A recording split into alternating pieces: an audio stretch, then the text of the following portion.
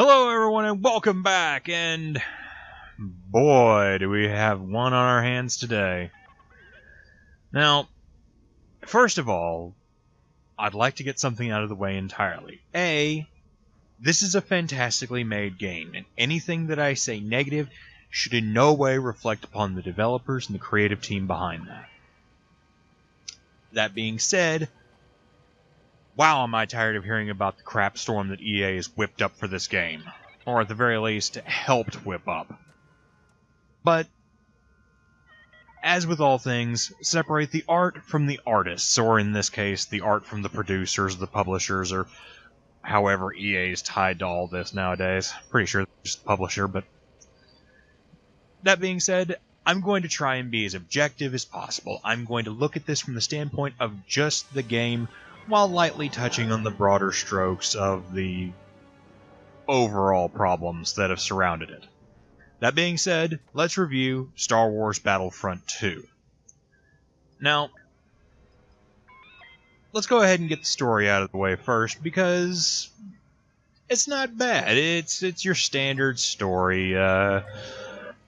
You start out as an Imperial officer who fights for the Empire and has pledged their life to it, but then the Empire does something evil even for them, and they turn to the light side and they join the rebellion and help destroy the Empire. And it's a tale about as old as Star Wars itself. And it's not bad. Honestly, I really enjoy this story way more than I did Rogue One, and I would honestly be way more happy with this being the gap story that they did instead of what happened in between episodes 3 and 4. So, take that for what it is. Now, as I said at the top, this game is drop-dead gorgeous, which is honestly to be expected at this point from DICE. They just do not make bad-looking games. Provided we ever actually load into it. That is one of the downsides I will say about this game, is that it does take a bit to load. Although that could be because I am on the disc, so who knows. Well, that and the odd texture pop every now and again that doesn't always load in properly. But in this game, you can play as Star Wars people like Luke Skywalker and swing your lightsaber around, or you could be someone like Princess Leia. And I eliminated a bunch of stormtroopers.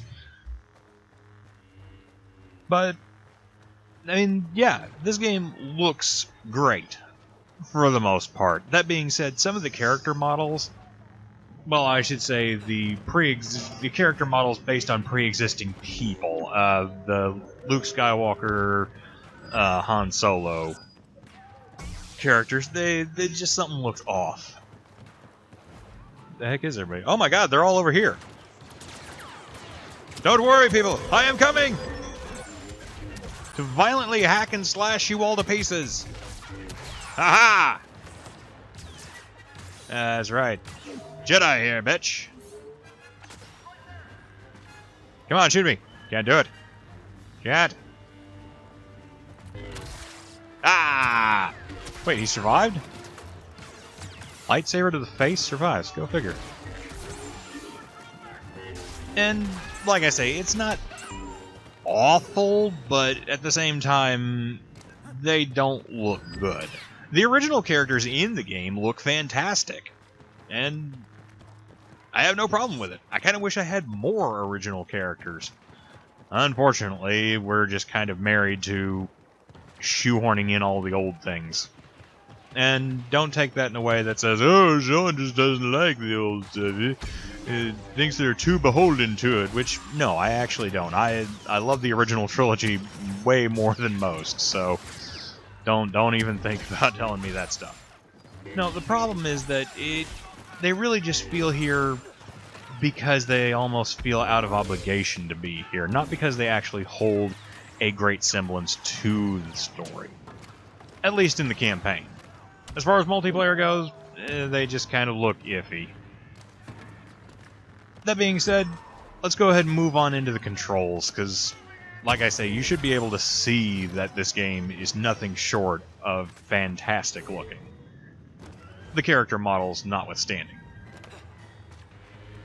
But as far as gameplay goes, it's your standard third-person or first-person shooter affair for the most part.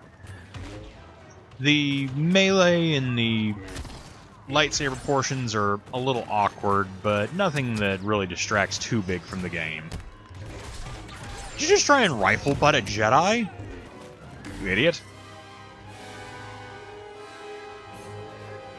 And between the two, I would probably say your best bet is to go third person most of the game. It gives you a greater depth of field for what's happening and what all you're shooting at.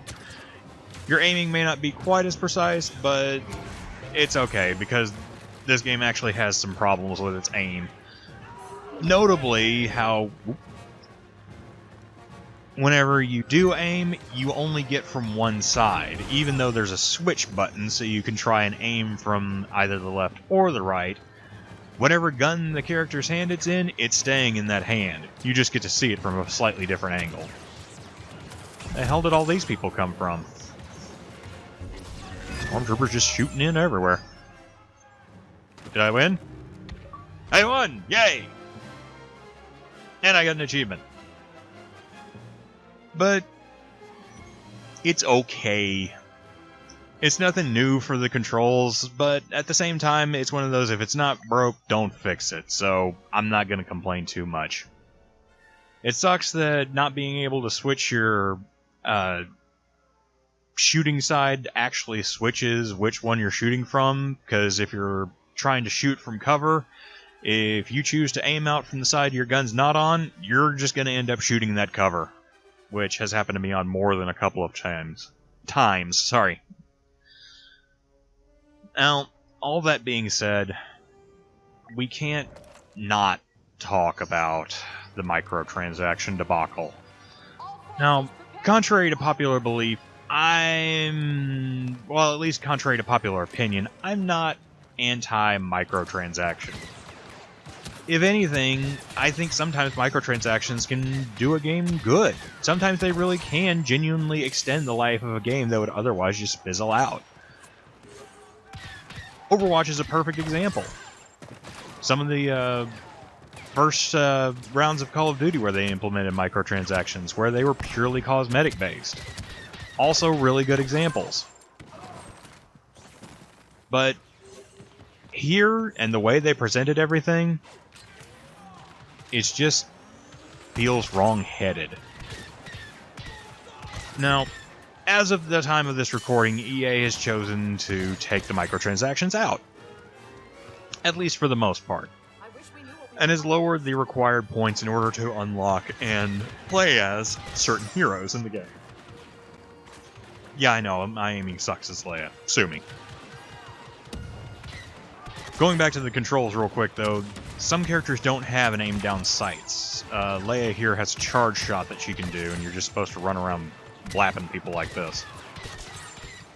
Which can work sometimes, but if you're wanting to get some headshots in, you're just kind of up creek without a paddle on that. Getting back to EA, however, like I say, as of the time of this recording, they've been taken out, and the amount costs for playing as characters has dropped significantly, but they are going to return, and we don't know how they're going to return, and that is a big problem. Because as the way it is, it hamstrings an otherwise brilliant game. I mean, I may have my gripes about this, but this might actually be one of the most fun Star Wars games I've ever played in my life, and I have played a lot of Star Wars games. And it really makes me sad that something this cool and this good can be undone by some executive authority who decided they needed more money out of something rather than try and do something organic and make something that everyone would enjoy. Which, while yeah, I mean, everybody is enjoying this, there is the problem of the transactions and how they affect gameplay. If it were purely cosmetics and that was the only way they came back, I'd be totally on board.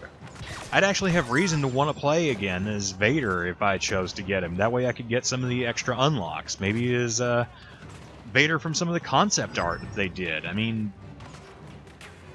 outside of the faces, the character models in these games are great.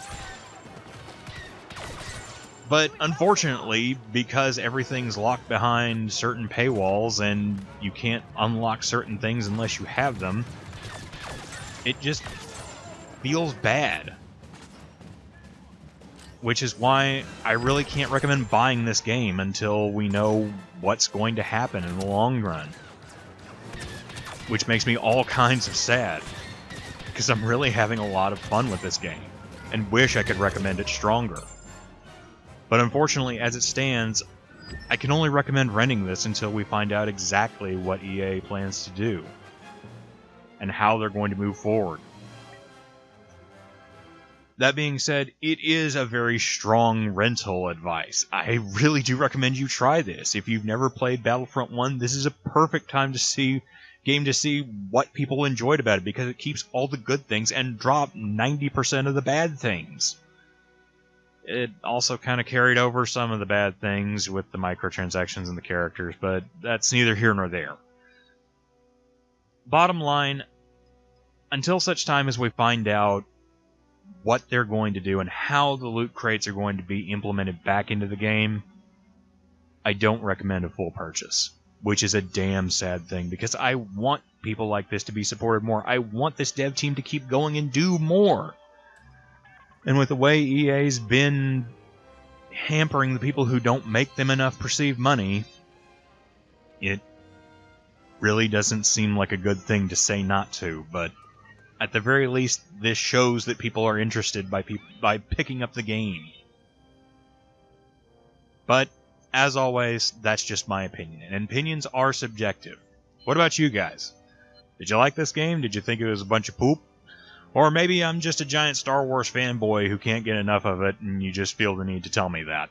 Either way, leave your comments down below, hit that subscribe button if you feel like, and share it around either way, because that really does help channels grow. And as always, we'll see you back here next time, everybody. Laters.